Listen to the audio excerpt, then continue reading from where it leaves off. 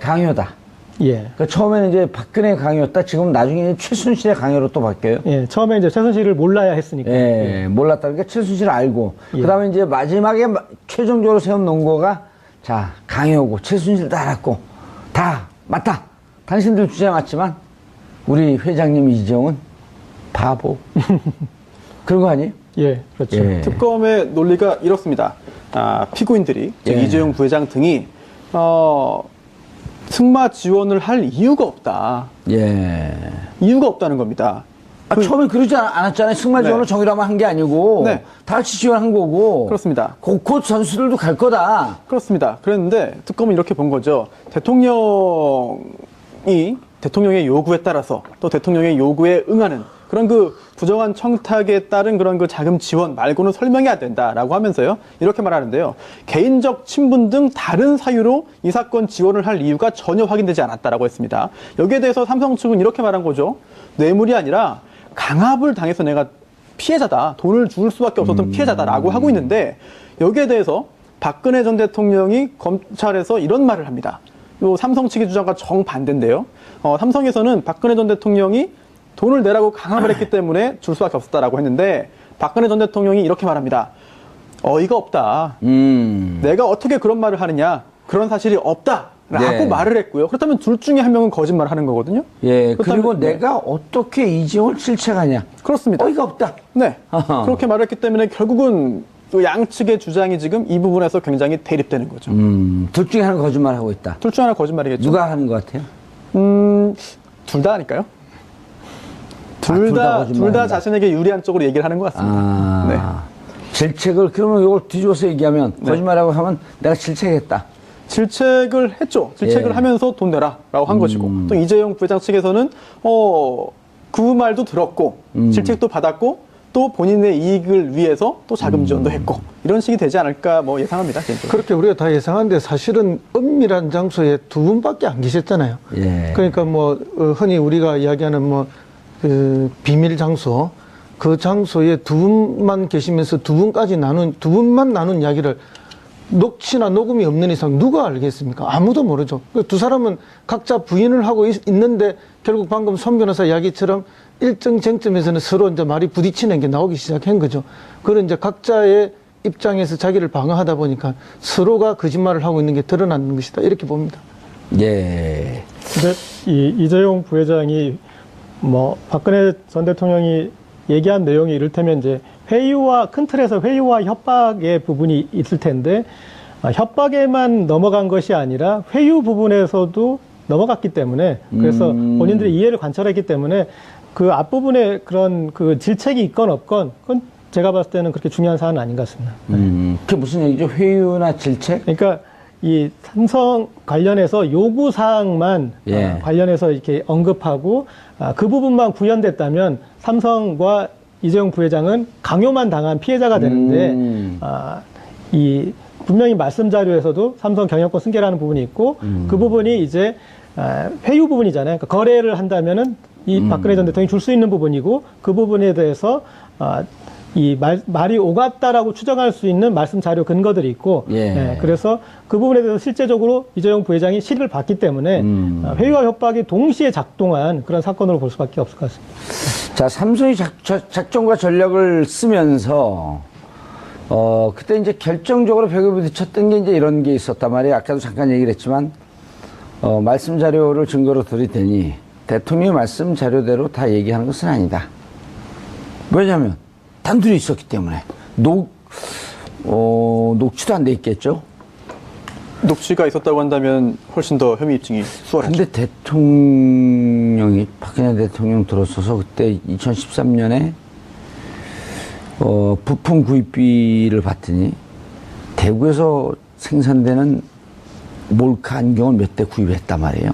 시계도 구입했죠. 시계도 구입했고. 몰카 박근혜 시계. 대통령이 그거를 차고 들어가지는 않았을까요? 증거를 남기기 위해서 나중에 오리발레물 걸 대비해서. 손수 변호사가 아주 고통스러운 웃음을 짓고 네? 있네요. 아니 뭐 그 부분은 상상하기 예. 뭐 좀 어려운 측면이 있어 보이고요. 그리고 이제 그러고 또 그 하나 그때 이제 특검이 벽에 부딪 네. 곤혹스러웠던 건 행정관이 말씀 자료 어떻게 만들었냐 그랬더니 네. 언론을 보고 제 생각을 적은 겁니다. 네. 그 안에서 조직적으로 이것이 이루어졌다라고 하는 것을 부인한 거란 말이에요. 네, 그렇습니다. 특검도 오늘 이런 이야기를 했죠. 그 부분에 있어서의 좀 어려움이 내재되어 있는 것 같습니다. 왜냐하면 독대라는 게 말 그대로 독대거든요. 예. 어떤 일이 있었는지 어떤 말을 했는지 직접적으로 녹음, 녹취 등이 있지 않고서는 알 수가 없습니다. 그래서 특검의 논리가 이런데 경제계의 최고 권력자 이재용 예. 부회장 또 정계의 최고 권력자 대통령이 독대 자리에서 뇌물을 주고받기로는 큰 틀의 합의를 했다. 그리고 또 그 합의에 따라서 삼성그룹 주요 계열사와 주요 정부부처가 동원되어서 구체적이고 세부적인 범행을 진행했다라고 하고 있습니다. 예. 결국은 그 독대 자리에서 어떤 일이 있었는지는 여러 가지 간접 증거를 통해서 증명할 수밖에 없는 것이고요. 예. 또 참고할 만한 그 사건들이 많이 있는데요. 대법원도 간접 증거, 정황 증거만으로 범죄 유죄 판결을 선고한 사례는 굉장히 많이 있고요. 그냥 많이 있잖아요. 네, 그 뇌물죄 자체는 직접 증거라고 하는 것은 아까 송모 네. 비서관이 말씀하셨듯이 내가 줬어, 내가 받았어 이렇게 인정하는 건데 네. 그런 게 존재하는 게 오히려 예외적이고요. 예. 또 심지어 살인 사건 같은 경우에도 시신이 없어도 간접 증거만으로 유죄 판결을 선고한 사례가 있습니다. 시신이 없어도 그럼요. 예, 시신이 없지만 간접 증거만으로 살인죄 유죄 판결을 선고해서 대법원에서 확정된 사례까지 있거든요. 예. 물론 그때 대법원은 이렇게 말합니다. 살인죄처럼 굉장히 법정형이 무거운 범죄의 경우 살인은 아니지만 이 해당 범죄도 무기징역까지 가능하기 때문에 무거운 법정형이 무거운 범죄로 들어갈 수 있겠는데요. 이런 경우에도 직접 증거 없이 간접 증거만으로 유죄를 인정할 수 있다. 다만 하나하나의 간접 사실 사이에 모순과 저촉이 없어야 되고 예. 간접 사실이 논리와 경험칙, 과학 법칙에 의해서 뒷받침되어야 한다라고 단서는 달고 있어요. 그렇다면은 직접 증거가 없어서 무죄라고 연결시킬 수는 없고 간접 증거가 얼마나 체계적이고 일관되고 빈틈이 없느냐에 따라서 얼마든지 독대 자리에서 무슨 일이 있었는지에 대한 녹음 녹취가 없다 하더라도 유죄 판결을 선고할 수 있는 상황이죠. 허성문 비서관님, 그런데 이제 이렇게 벽에 부딪힌 삼성의 그 특검의 전략이 결국은 정유라라고 하는 또 다른 휴멘트, 인적 자원의 결정적 증언. 그렇습니다. 이게 이제 재판부의 마음을 또 움직였을 거 아니에요? 그때까지만 해도 삼성은 최순실을 모른다. 그 다음에 이 그 우리 말이었다. 근데 자기만을 위한 말이었다. 이 말 세탁하는 과정에 삼성이 모를 리가 있겠냐? 모를 리가 없죠. 그거는 뭐 이미 박성진 전무가 날라가고 그랬잖아요, 독일로? 전무가 나가고 이제 그 사실은 그 휴대폰이 남아있지 않았습니까? 예. 그래가지고 그 기록들이 다 남아있는 것이고요. 그리고 이제 말을 바꾸는 과정에서 이제 소유권을 넘겨주고 이렇게 세탁하는 과정에 사실은 그 최순실 씨가 그런 정도의 아주 디테일한 기교를 부릴 만한 능력이 있느냐. 이렇게 보기 매우 어렵죠. 삼성의 절대적인 협조 없이는 그게 가능하지 않을 것이다 보고요. 문제는 또 그 말 자체가 그냥 이 말에서 저 말로만 바꿔준 게 아니고 그에 차액이 발생합니다.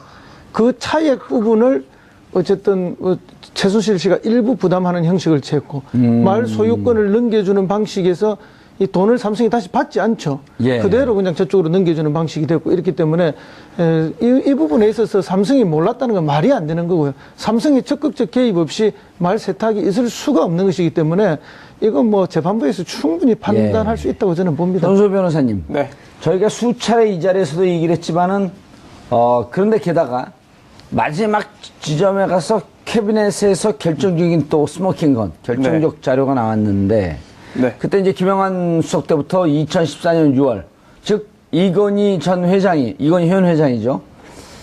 근데 이번에 재밌는 증언들이에요. 장충기 이런 분들이 이건희 회장이 살아계셨더라면? 네. 그 말은 참 중요한 말인데요. 시중에 떠도는 농담이 하나 있습니다. 예. 지금 농담 중에 하나가 뭐가 있는 거면은, 돌아가셨는데, 살아 계신데 돌아간 것처럼 하는 분이 계시다. 이제 그분은, 세월호 사건 때, 무슨죠?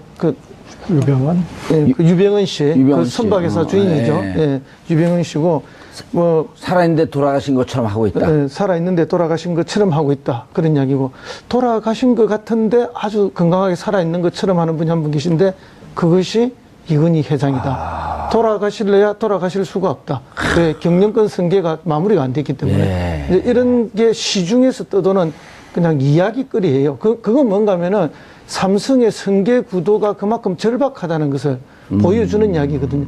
그러니까 이제 지금 방금 그런 이재용 부회장의 입에서도 나오고 그 삼성의 주요 임원들의 입에서도 뭐 살아 계셨을 때 이런 실수가 나오는 것은 그만큼 이미 뭐 돌아가신 거나 마찬가지로 생각하고 있다는 거죠. 물론 급하게 이제 건재하실 대로 바꿨지만 특히나 그 캐비넷 문건 중에 저는 이 부분은 굉장히 중요한 부분이라고 생각되는데요. 삼성 경영권 승계 국면을 활용 이런 게 나왔습니다. 그게 물론 누가 어떻게 활용한다는 건지는 정확하게 나오지 않았습니다만 짐작은 가능하겠죠. 삼성의 경영권 승계 국면이기 때문에 정부에서 과거 정권에서 그 국면에서 뭔가 이익을 주면서 경영권이 제대로 승계될 수 있게 이익을 주면서 그로 인해서 뭔가 이득을 자신들이 얻자 그렇게 해석이 되지 않습니까? 예. 그거 말고 다른 독해가 가능한지 잘 모르겠거든요. 그렇다고 한다면 지난번에 발견된 그 캐비넷 문건 중에도 이번 사건에 있어서 유죄 판결의 증거로 활용할 만한 것들이 없지 않을 것 같습니다. 예. 그리고 그 말씀 좀 이따 하고 김종 전 문체부 차관은 박상진 전 사장으로부터 박 전 대통령이 이재용 부회장에게 정유라가 올림픽에 나갈 수 있도록 지원해달라고 요청했다고 해서 깜짝 놀랐다. 네. 이런 진술을 했어요? 김종 전 차관이 거짓 진술을 할 지금 상황이 아니죠. 이미 유죄 받았잖아요. 네. 예. 특별히 거짓 증언을 할 상황이 아닌데 그러다 보니까 좀 더 신뢰할 수 있지 않겠느냐 생각됩니다. 특히나 내용 자체가 박근혜 전 대통령이 이재용 부회장에게 정유라 올림픽 출전 지원 요청을 했다는 얘기인데요. 그걸 전에 들었다는 거잖아요. 물론 전에 들은 것이기 때문에 과연 어디까지 증거 능력이 인정될지는 구체적인 그 재판 진행 사항을 봐야 되겠습니다만 어찌되었든 김종 전 차관이 이런 증언을 했다는 것 자체만 해도 박근혜 전 대통령이 삼성에게 뭔가 정유라 관련된 언급을 했다는 증거로 쓰일 수가 있어요. 반면 삼성 측에서는 정유라 관련된 이야기는 전혀 오간 바가 없다라고 예. 하고 있거든요. 누구 말이 더 맞을지, 누구 말이 더 신빙성이 높은지는 재판부가 판단을 할 일이겠죠. 허정문 비서관님. 네. 그리고 그 캐비넷 문건에서 우병우 비서관이 지시했다라고 하는 이 영상. 당시 파견 행정관이죠. 그렇죠. 선임 행정관 지금 대검 부장검사라고 현직 있고. 검사고. 지시로 자기가 자료를 모아서 쓴 것입니다. 정책에 반영됐을 것으로 알고 있습니다. 그렇죠. 이렇게 증언했단 말이에요. 그렇습니다. 그 우병우. 지금 이제 특검의 전략은, 그러니까 이제 중앙지검의 전략은 삼성 뇌물수수 재판이 끝나고 뇌물죄의 유죄를 끌어내고 난 다음에 그 다음 단계의 전략이 뇌물죄가 나게 되면 이제 박 전 대통령과 공여자와 수수자가 따로 떨어져서 결정이 나는 경우는 없잖아요. 공여자가 그렇습니다. 유죄인데 예. 그 수수자는 또 더 큰 그렇죠. 제목이죠. 예. 그 이제 또 뭐 10년 이상의 징역 막 이렇게 되니까 빠져나올 수가 없는데 그러면은 그 다음의 전략은 결국은 우병우에 대한 재수사로 가지 않겠냐 이렇게 이제 시중에서 예측을 하고 있는데 너무나 당연한 수순이라고 저는 봅니다. 왜냐하면 청와대에서 비서관이나 수석이 그 문건을 작성하는 경우가 거의 없습니다. 직접 작성하는 경우가. 수석이나 비서관들의 지시에 의해서 행정관이 다 문건 작성을 합니다. 예. 그러면 이제 비서관이나 수석은 그걸 검토를 하고 또 뭐 거기에 대해서 수정을 하게 지시한다든지 아니면 또 결재를 통해서 종결하도록 한다든지 이렇게 되는 것이거든요. 예. 그렇기 때문에 이 행정관의 진술은 제가 볼 때 완벽하게 맞는 진술이라고 보고요. 그러면 이제 이 지금 국정농단 예. 관련해서 기획자가 우병우 수석일 가능성이 매우 높다는 거죠. 청와대 민정수석실이 기획자일 가능성이 매우 높다는 거죠. 그렇죠. 삼성 승계 과정에 네. 정부가 직접적으로 관여하고 그렇죠. 뭐 이것뿐만 아니라 뭐 어쨌든 그 재단을 만들고 돈을 모으고 모든 걸 하는 이 과정 전체가 예. 막 그러하다고 봅니다. 그러면 그 대단한 일들을 최순실 혼자 했겠느냐? 또는 최순실을 도왔던 고영태 일당 몇 명이 했겠느냐 봤을 때 그 사람들은 뭐 그냥 좀 실무 실행자 수준에 불과하고 전에도 한번 우리 고 기자님 말씀하셨지만 거대한 전문가 기획 집단이 있어야 되는데 그것을 딴 데서 한 것이 아니라 청와대 민정수석실이 했다고 보여지는 증거가 바로 그런 문건에서 나오는 것입니다. 예. 그렇다고 한다면 이제는 그 다음 칼날은 그런데 이제 저는 최근에 가장 이 삼성의 대응 논리 중에 재밌는 부분이, 그러니까 최지성 전 부회장이 모든 게 자기가 결정했고 자기가 이재용 부회장은 이제 얼굴 마담에 불과하다라는 그런 논리 구조지 않습니까? 그리고 그것을 뒷받침하는 게 그룹 차원의 판단은 미래전략실에서 하는데 이재용 부회장은 미래전략실에서의 직책이 없다. 그래서 본인이 거의 실장이고 이제 최종 결정권자다, 이런 논리 구조로 해서 이 지금 관련해서 마지막 기대는 논리가 그거지 않습니까? 그런데 여기에 재밌는 게, 그런데 이재용 부회장이 미래전략실 해체를 발표했어요. 그러니까 직제상 이렇게 최지성 전 부회장보다 미쳐야 되는데 미전실 해체를 발표해버리니까. 언제 발표했죠, 그게? 이 사안 이제 과정에서 발표하지 않았어요. 그런데 그런 논리구조상 모순이 되니까 그것에 대해서 해체를 발표한 이유가 또 최지성 전 부회장의 이 자문을 받아서 해체를 했다. 그래서 이것도 결정한 사람이 다시 최지성 전 부회장이다. 이제 그런 논리를 만들었거든요. 그러니까 도망치다 보니까 그런 논리까지 만들었고, 그 다음에 여기에 이 이 전체적인 뇌물수수 사건의 행위를 보면은 안종범 전 수석이나 김종 전 차관은 행동 과정에서 활동을 하는 사람이에요. 그리고 본인들이 지시를 받아갖고 누차 지적하지만 본인의 지시권자는 박근혜 전 대통령과 정부였고, 최순실 씨에 대해서는 모른다 이런 일관하고 있고. 그런데 이제 그런 그 과정이 형성되는 구조, 거기에서 그러나 어떤 정교한 기획이 있었는데 돈을 주는 쪽이 기획이 독일로 역외금융을 이용해서 여러 가지, 그리고 최소한 명분을 확보하는 그런 과정을 기획한 게 있다면, 그런 받는 과정에서의 또 기획 과정에 대해서 그것은 이제 궁금했었는데, 우병우 전 수석실에 있는 그런 이제 문건으로 통해서 이 부분이 채워지고 있다, 지금 볼 수 있을 것 같습니다. 손수호 변호사님, 그런데 이제 이게 항상 우리가 이 재판, 그 역사적인 재판, 국정농단, 그 다음에 권력기관과 기득권 주요 이제 권력자들의 재판을 보면 뻔히 국민의 상식으로는 유죄인데 무죄나 혹은 형량 그 5개 혐의 중에 이제 서너 개는 빠져나가면서 이렇게 재판부가 얘기한단 말이에요. 혐의를 입증하기에 증거가 충분하지 않다. 당신들이 유죄라고 하는 거 알겠어. 그러니까 내가 봐도 유죄야. 근데 검찰 증거를 조금 더 찾아오지? 왜 증거를 조금밖에 못 찾아왔어? 이러면서 자신들이 어쩔 수 없이 빠져나가는 구멍의 논리를 만드는 경우도 있거든요. 그렇죠. 뭐 형사재판의 기본 원칙상 유죄의 확신을 가질 수 있을 정도가 아니면은 유죄 판결을 선고할 수 없거든요. 그렇기 때문에 해당 재판부가 빠져나가려고 그런 판단을 한 것인지, 아니면 실제로 객관적으로 본 결과 그런 판단을 한 것인지, 뭐 둘 다일 수 있겠습니다만, 이번에도 재판부의 판단이 굉장히 좀 궁금한 상황이고요. 그리고 아까 그 연결해서 말씀드리면은 증거가 부족하냐, 그리고 또 이번에 삼성 측의 논리가 과연 믿을만하냐, 증거 관련해서 특검은 이렇게 보고 있어요.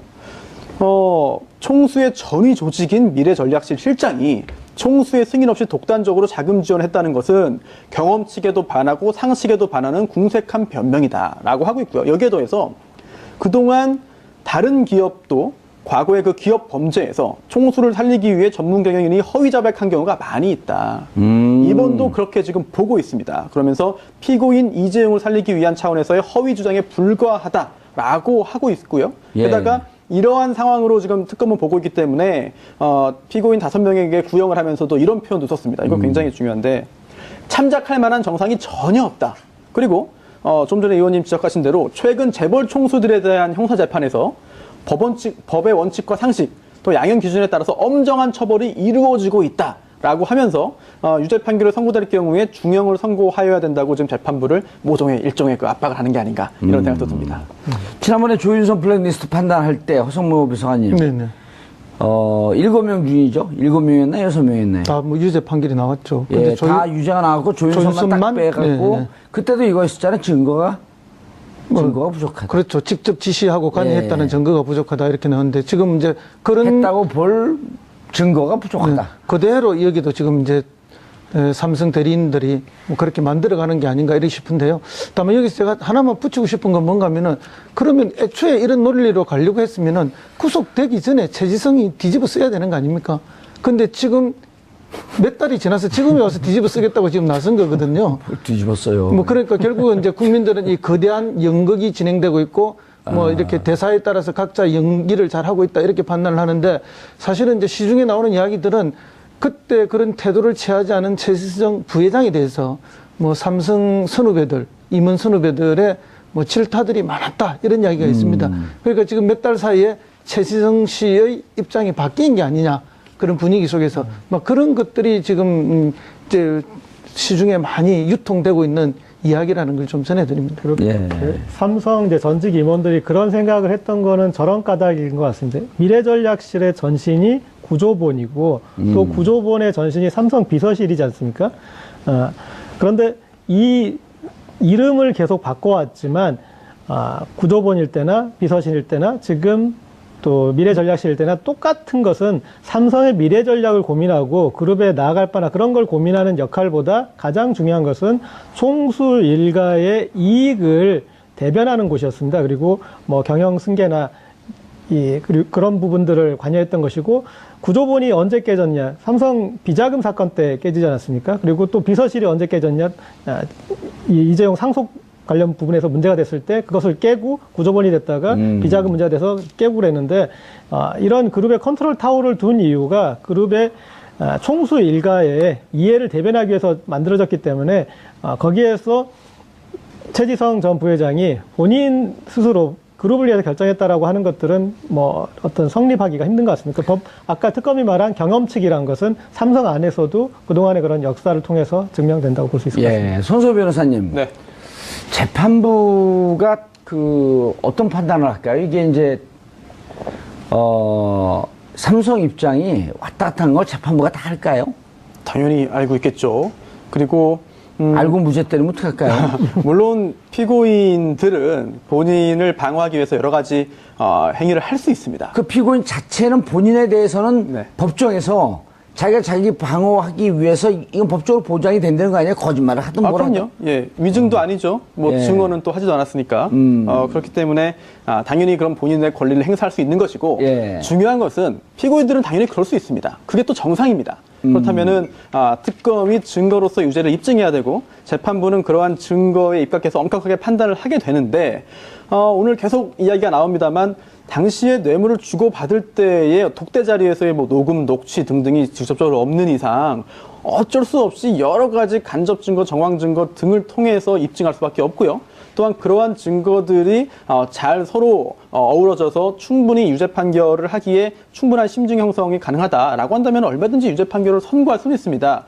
결국은 물론 현대 사법 체계의 기본 전제이기도 합니다만 결국은 재판부가 판사가 법관이 어떻게 판단하냐에 따라서 모두가 수긍할 수밖에 없는 상황이 되는 것이고요.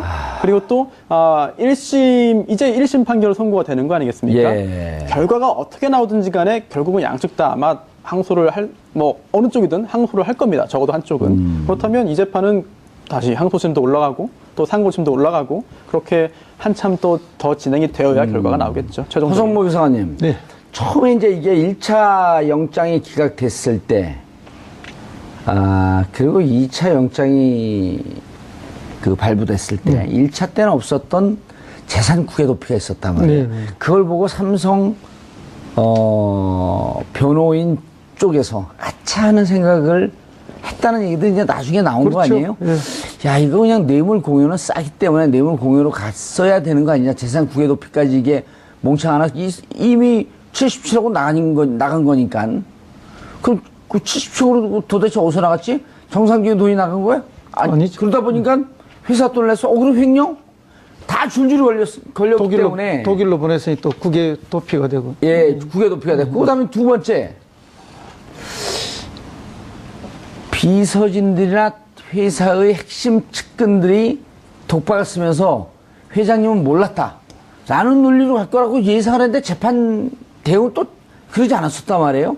근데 가다가 또 이렇게 바뀌었어요. 왜 이렇게 바뀌는 과정이 나왔을까요? 그러니까 맨 처음에 미전실이나 삼성 측 변호인들이 전략을 잘못 세운 것이 아닌가. 지금 상황에 따라서 전략이 자꾸 바뀌거든요. 그렇기 때문에 이게 그 대응하는 팀에서 전반적 큰 그림을 애초에 못 그리고 있었던 것이 아닌가 그런 생각이 들고요. 처음에 좀 안이한 판단도 했을 거다. 만약에 이게 이렇게 구속으로 가고 그다음에 뇌물죄뿐만 아니라 다른 죄로 엄하게 처벌받을 가능성이 높다라고 판단했으면 애초에 최지성 부회장이 이 모든 걸 내가 책임지고 했다라는 방식으로 해서 정리를 했을 가능성이 높은데 예. 그렇게 안 해도 우리가 충분히 빠져나갈 수 있다라는 판단 때문에 판단의 그런 오류 때문에 여기까지 대응이 잘못되고 끊임없이 전략이 수정되는 오는 과정이 아닌가. 그러면서 자기 논리에 자기가 스스로 빠져버린 이런 식의 삼성의 대처가 굉장히 좀 생각보다 좀 부족한 그런 것들이 나타났다. 그 큰 삼성이 관리의 삼성이 이것밖에 안 되나 하는 게 지금 법조계 주변에서의 지적이거든요. 그럴 만큼 이 전략의 혼돈이 계속 반복되고 있는 것이 아닌가 이런 생각이 듭니다. 손 변호사님. 네. 실제로 이렇게 그 전략이 계속 바뀌었다라고 하는 것은, 어찌 보면 혐의가 분명하기 때문에 이것을 빠져나가기 위해서 했던 전략이 갈팡질팡할 수밖에 없었다? 네. 라고 볼 수도 있는 거 아닐까요? 특검은 당연히 그렇게 주장을 계속 하고 있습니다. 아. 피의자로 불러서 진술을 할 때의 이야기와 진술과 피의자 신문 당시의 진술과 이 재판 과정에서 변호인이 했던 이야기가 다르고요. 또 점점 계속 몇 번씩 바뀝니다. 이런 걸 볼 때 믿을 수 없다. 최종적으로 이제 마지막으로 한 이야기가 처음 했던 이야기가 많이 상당 부분 달라져 있거든요. 그렇다면 이게 본인의 잘못을 인정해서 논리를 이제 실토한 것이 아니라 잘못을 실토한 것이 아니라 무언가를 숨기기 위해서 끝까지 지금 사실이 아닌 허위 진술들을 하고 있다라고 하는 것이 박용수 특검이 오늘 했던 이야기이고요. 예. 결국 최종 판단은 법원이 하겠습니다만 계속 이야기가 달라진다고 하는 것은 삼성 측에서는 유리하지 않은 것이죠. 당연히. 예, 며칠쯤으로 지금 그 선고를 예상하나요? 27일이 구속기간 이제 만료인데요. 예. 그렇기 때문에 그 전에 선고기일이 지정될 것으로 보이고 또 뭐 형사소송법에 보면은 2주 내에 예. 2주 내에 선고하도록 되어 있습니다. 그럼 오늘 그 지금 종결을 하면서 네. 선고 기일을 언제로 잡진 않았나요? 잡았을 건데요. 네, 오늘 재판이 아직 안 지정을 할 끝났나요? 수도 있고 예. 아니면은 뭐 그 후에 다시 통지하겠다라고 할 수도 있죠. 둘 다 가능합니다. 근데 아직 오늘 재판은 이미 끝나지 않았나요? 그러니까 그렇죠. 끝났는데 선고가- 선고기일 이야기가 없는 걸 봐가지고는 예. 정하지 않은 것 같은데 추후에 따로 정해서 그 문서로 통보할 수도 있죠. 예. 하지만 구속기간이 27일이기 때문에 그 전에는 선고기일이 지정될 것으로 보입니다. 그러니까 아직까지 이게 또 속보가 안 들어오는 거 보니까 그 지정이 되지 않았는데 알겠습니다. 삼성 이재용 부회장에 대해서 검찰 구형 12년, 뇌물죄, 특경법상 횡령, 특경법상의 재산국외 도피 등등의 5가지 혐의를 보게 되면 구형은 오히려 세지 않은 것 아니냐라고 하는 것이 또 법조계의 일반적인 논리입니다. 8월 27일 구속기한 만료 이전까지 선고는 나올 것으로 보이는데 과연 재판부는 어떤 결정을 할지 지켜보겠습니다. 각자의 입장에서 자기를 방어하다 보니까 서로가 거짓말을 하고 있는 게 드러나는 것이다. 이렇게 봅니다. 예. 근데 이재용 부회장이 박근혜 전 대통령이 얘기한 내용이 이를테면 이제 큰 틀에서 회유와 협박의 부분이 있을 텐데 협박에만 넘어간 것이 아니라 회유 부분에서도 넘어갔기 때문에 그래서 본인들이 이해를 관철했기 때문에 그 앞부분에 그런 그 질책이 있건 없건 그건 제가 봤을 때는 그렇게 중요한 사안은 아닌 것 같습니다. 그게 무슨 얘기죠? 회유나 질책? 그러니까 이 삼성 관련해서 요구 사항만 예. 관련해서 이렇게 언급하고 그 부분만 구현됐다면 삼성과 이재용 부회장은 강요만 당한 피해자가 되는데 이 분명히 말씀 자료에서도 삼성 경영권 승계라는 부분이 있고 그 부분이 이제 회유 부분이잖아요. 그러니까 거래를 한다면은 이 박근혜 전 대통령이 줄 수 있는 부분이고 그 부분에 대해서 이 말이 오갔다라고 추정할 수 있는 말씀 자료 근거들이 있고 예. 그래서 그 부분에 대해서 실제적으로 이재용 부회장이 실의를 받기 때문에 회유와 협박이 동시에 작동한 그런 사건으로 볼 수밖에 없을 것 같습니다. 자, 삼성이 작전과 전략을 쓰면서 그때 이제 결정적으로 벽에 부딪혔던 게 이제 이런 게 있었단 말이에요. 아까도 잠깐 얘기를 했지만 말씀 자료를 증거로 들이대니 대통령의 말씀 자료대로 다 얘기하는 것은 아니다. 왜냐하면 단둘이 있었기 때문에 녹취도 안 돼 있겠죠?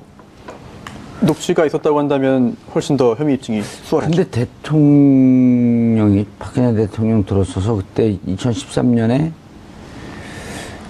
부품 구입비를 받더니 대구에서 생산되는 몰카 안경을 몇 대 구입했단 말이에요. 시계도 구입했죠. 시계도 구입했고. 몰카 박근혜 시계. 대통령이 그거를 차고 들어가지는 않았을까요? 증거를 남기기 위해서 나중에 오리발레 걸 대비해서. 손수 변호사가 아주 고통스러운 웃음을 짓고 네? 있네요. 아니 뭐 그 부분은 상상하기 예. 뭐 좀 어려운 측면이 있어 보이고요. 그리고 이제 그러고 또 그 하나 그때 이제 특검이 벽에 부딪 네. 곤혹스러웠던 건 행정관이 말씀 자료 어떻게 만들었냐 그랬더니 네. 언론을 보고 제 생각을 적은 겁니다. 네. 그 안에서 조직적으로 이것이 이루어졌다라고 하는 것을 부인한 거란 말이에요. 네, 그렇습니다. 특검도 오늘 이런 이야기를 했죠. 그 부분에 있어서의 좀 어려움이 내재되어 있는 것 같습니다. 왜냐하면 독대라는 게 말 그대로 독대거든요. 예. 어떤 일이 있었는지 어떤 말을 했는지 직접적으로 녹음, 녹취 등 강요다. 예. 그러니까 처음에는 이제 박근혜 강요였다. 지금 나중에 최순실의 강요로 또 바뀌어요. 예. 처음에 이제 최순실을 몰라야 했으니까. 예, 몰랐다. 그러니까 최순실을 알고. 예. 그 다음에 이제 마지막에 최종적으로 세운 논거가 자, 강요고, 최순실 다 알았고, 다 맞다. 당신들 주장 맞지만, 우리 회장님 이재용은 바보. 그런 거 아니에요? 예. 그렇죠. 예. 특검의 논리가 이렇습니다. 피고인들이, 즉 예. 이재용 부회장 등이, 승마 지원을 할 이유가 없다. 예. 이유가 없다는 겁니다. 처음에 그러지 않았잖아요. 승마 지원을 네. 정의라만 한 게 아니고, 네. 다 같이 지원한 거고, 그렇습니다. 곧 선수들도 갈 거다. 그렇습니다. 그랬는데 특검은 이렇게 본 거죠. 대통령의 요구에 따라서 또 대통령의 요구에 응하는 그런 그 부정한 청탁에 따른 그런 그 자금 지원 말고는 설명이 안 된다라고 하면서요. 이렇게 말하는데요. 개인적 친분 등 다른 사유로 이 사건 지원을 할 이유가 전혀 확인되지 않았다라고 했습니다. 여기에 대해서 삼성 측은 이렇게 말한 거죠. 뇌물이 아니라 강압을 당해서 내가 피해자다. 돈을 줄 수밖에 없었던 피해자다라고 하고 있는데 여기에 대해서 박근혜 전 대통령이 검찰에서 이런 말을 합니다. 요 삼성 측의 주장과 정반대인데요. 삼성에서는 박근혜 전 대통령이 돈을 내라고 강압을 했기 때문에 줄 수밖에 없었다라고 했는데 박근혜 전 대통령이 이렇게 말합니다. 어이가 없다. 내가 어떻게 그런 말을 하느냐. 그런 사실이 없다. 라고 네. 말을 했고요. 그렇다면 둘 중에 한 명은 거짓말을 하는 거거든요. 예. 그렇다면- 그리고 네. 내가 어떻게 이재용을 질책하냐. 그렇습니다. 어이가 없다. 네. 아하. 그렇게 말했기 때문에 결국은 그 양측의 주장이 지금 이 부분에서 굉장히 대립되는 거죠. 둘 중에 하나는 거짓말하고 있다. 둘 중 하나 거짓말이겠죠. 누가 하는 것 같아요? 둘 다 아닐까요?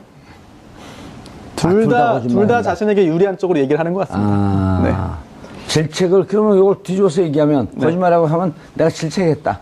질책을 했죠. 질책을 예. 하면서 돈 내라라고 한 것이고 또 이재용 부회장 측에서는 그 말도 들었고 질책도 받았고 또 본인의 이익을 위해서 또 자금 지원도 했고 이런 식이 되지 않을까 뭐 예상합니다. 개인적으로. 그렇게 우리가 다 예상하는데 사실은 엄밀한 장소에 두 분밖에 안 계셨잖아요. 예. 그러니까 뭐 흔히 우리가 이야기하는 뭐 비밀 장소, 그 장소에 두 분만 계시면서 두 분만 나눈 이야기를 녹취나 녹음이 없는 이상 누가 알겠습니까? 아무도 모르죠. 두 사람은 각자 부인을 하고 있는데 결국 방금 손 변호사 이야기처럼 일정 쟁점에서는 서로 이제 말이 부딪히는 게 나오기 시작한 거죠. 그런 이제 있지 않고서는 알 수가 없습니다. 그래서 특검의 논리가 이런데 경제계의 최고 권력자 이재용 부회장 또 정계의 최고 권력자 대통령이 독재 자리에서 뇌물을 주고받기로는 큰 틀의 합의를 했다. 그리고 또 그 합의에 따라서 삼성그룹 주요 계열사와 주요 정부부처가 동원되어서 구체적이고 세부적인 범행을 진행했다라고 하고 있습니다. 예. 결국은 그 독대 자리에서 어떤 일이 있었는지는 여러 가지 간접 증거를 통해서 증명할 수밖에 없는 것이고요. 예. 또 참고할 만한 그 사건들이 많이 있는데요. 대법원도 간접 증거, 정황 증거만으로 범죄 유죄 판결을 선고한 사례는 굉장히 많이 있고요. 그냥 많이 있잖아요. 네, 그 뇌물죄 자체는 직접 증거라고 하는 것은 아까 송모 네. 비서관이 말씀하셨듯이 내가 줬어, 내가 받았어 이렇게 인정하는 건데 네. 그런 게 존재하는 게 오히려 예외적이고요. 예. 또 심지어 살인 사건 같은 경우에도 시신이 없어도 간접 증거만으로 유죄 판결을 선고한 사례가 있습니다. 시신이 없어도? 그럼요. 예, 시신이 없지만 간접 증거만으로 살인죄 유죄 판결을 선고해서 대법원에서 확정된 사례까지 있거든요. 예. 물론 그때 대법원은 이렇게 말합니다. 살인죄처럼 굉장히 법정형이 무거운 범죄의 경우 살인은 아니지만 이 해당 범죄도 무기징역까지 가능하기 때문에 무거운 법정형이 무거운 범죄로 들어갈 수 있겠는데요. 이런 경우에도 직접 증거 없이 간접 증거만으로 유죄를 인정할 수 있다. 다만 하나하나의 간접 사실 사이에 모순과 저촉이 없어야 되고 예. 간접 사실이 논리와 강험칙, 과학 법칙에 의해서 뒷받침되어야 한다라고 단서는 달고 있어요. 그렇다면은 직접 증거가 없어서 무죄라고 연결시킬 수는 없고 간접 증거가 얼마나 체계적이고 일관되고 빈틈이 없느냐에 따라서 얼마든지 독대 자리에서 무슨 일이 있었는지에 대한 녹음 녹취가 없다 하더라도 유죄 판결을 선고할 수 있는 상황이죠. 하성문 비서관님, 그런데 이제 이렇게 벽에 부딪힌 삼성의 그 특검의 전략이 결국은 정유라라고 하는 또 다른 휴민트, 인적 자원의 결정적 증언. 그렇습니다. 이게 이제 재판부의 마음을 또 움직였을 거 아니에요? 그때까지만 해도 삼성은 최순실을 모른다. 그 다음에 우리 말이었다. 근데 자기만을 위한 말이었다. 이 말을 말 세탁하는 과정에 삼성이 모를 리가 있겠냐? 모를 리가 없죠. 그거는 뭐 이미 박성진 전무가 날라가고 그랬잖아요, 독일로? 전무가 나가고 이제 사실은 휴대폰이 남아있지 않았습니까? 예. 그래가지고 그 기록들이 다 남아있는 것이고요. 그리고 이제 말을 바꾸는 과정에서 이제 소유권을 넘겨주고 이렇게 세탁하는 과정에 사실은 최순실 씨가 그런 정도의 아주 디테일한 기교를 부릴 만한 능력이 있느냐.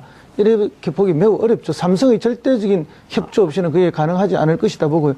문제는 또 말 자체가 그냥 이 말에서 저 말로만 바꿔준 게 아니고 그게 차액이 발생합니다.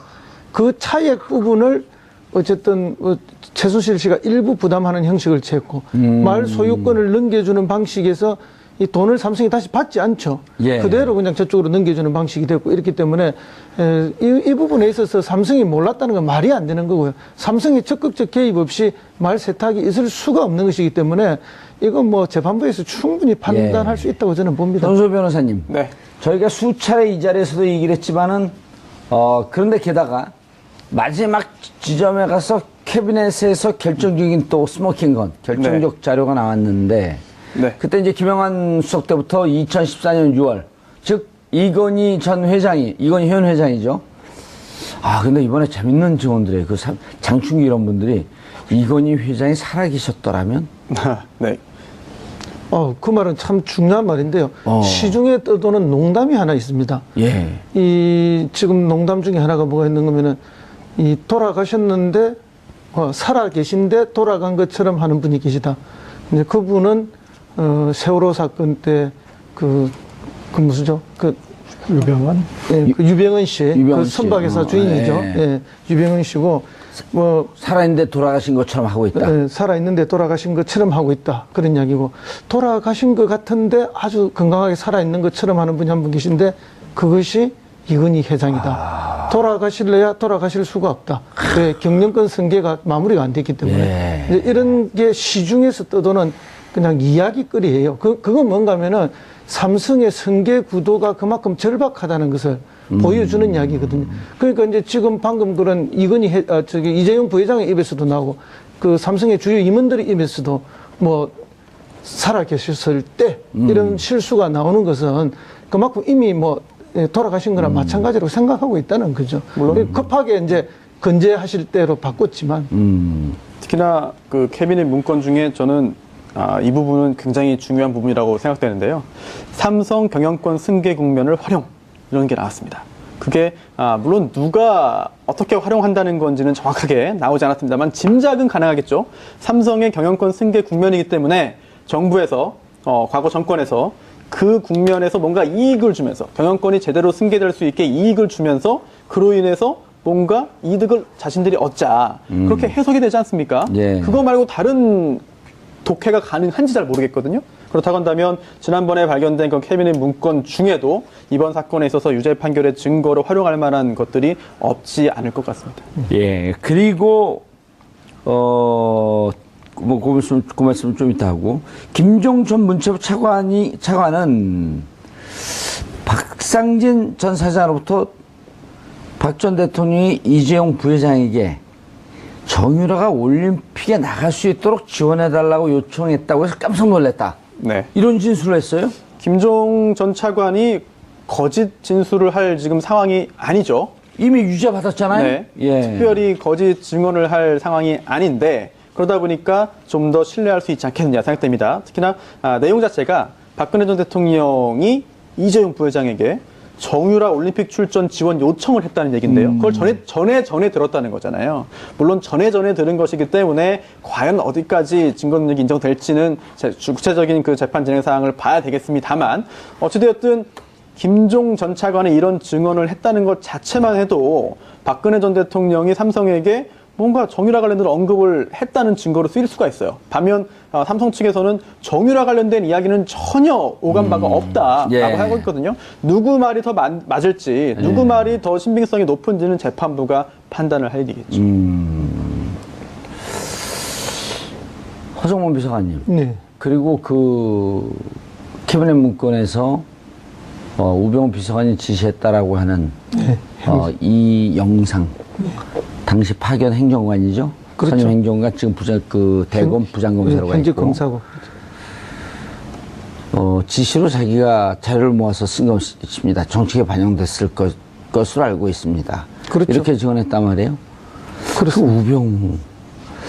지금 이제 특검의 전략은, 그러니까 이제 중앙지검의 전략은 삼성 뇌물수수 재판이 끝나고 뇌물죄의 유죄를 끌어내고 난 다음에 그 다음 단계의 전략이 뇌물죄가 나게 되면 이제 박근혜 대통령과 공여자와 수수자가 따로 떨어져서 결정이 나는 경우는 없잖아요. 공여자가 그렇습니다. 유죄인데 네.